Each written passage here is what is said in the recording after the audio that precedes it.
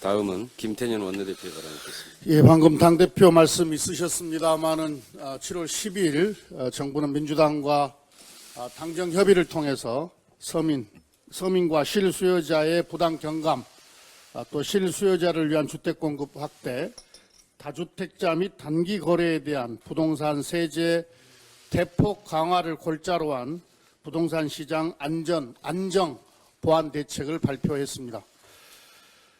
우리 민주당은 정부의 이번 부동산 대책을 뒷받침하기 위해 종합부동산세, 취득세, 양도소득세 등 부동산 세법 개정안과 임대차 3법을 지난주에 발의했습니다.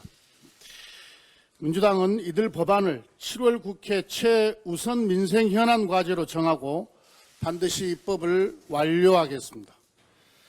또한 당과 정부는 이번 대책이 끝이 아니라 투기가 근절되고 부동산 시장이 안정화될 때까지 필요한 대책을 계속 보완해 나갈 것입니다.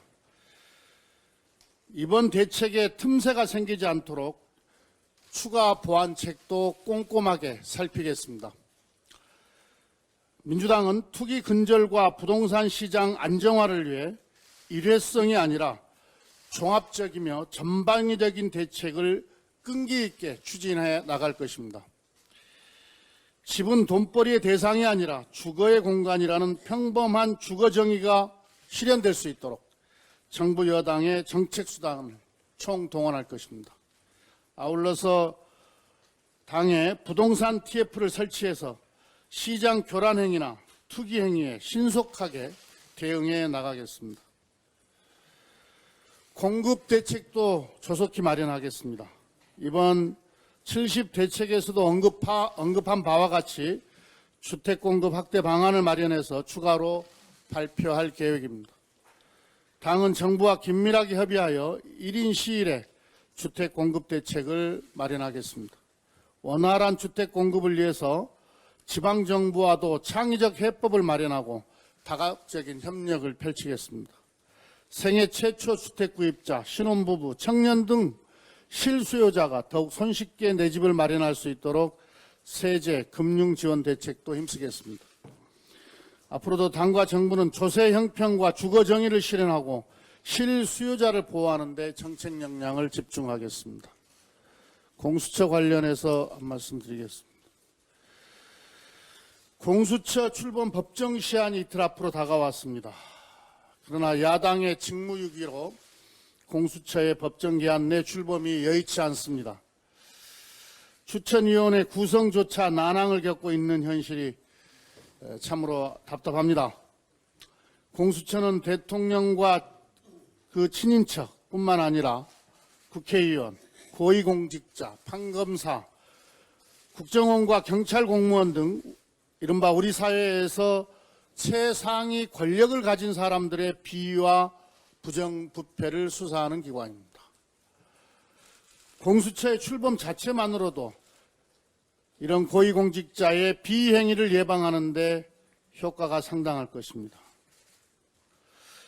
그런데도 미래통합당이 반대만 하는 이유를 도대체 이해할 수가 없습니다. 공수처 수사 대상이 되는 수천 명 가운데 국회의원은 일부이고 야당 의원은 100여 명에 불과합니다. 그리고 공수처법 논의 당시에 야당의 우려를 수용해서 야당이 동의해야만 국회가 공수처장 후보를 추천할 수 있는 그런 구조로 법을 만들었습니다. 미래통합당은 도대체 무엇이 두려운 것입니까? 민주당은 법과 절차대로 공수처의 출범을 추진하겠습니다. 민주당은 인사청문회법 등 공수처 후속 3법을 7월 임시국회에서 처리하겠습니다.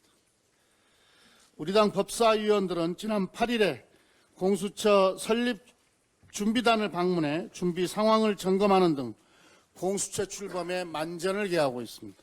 민주당 몫의 공수처장 후보 추천위원 추천도 오늘 발표하겠습니다.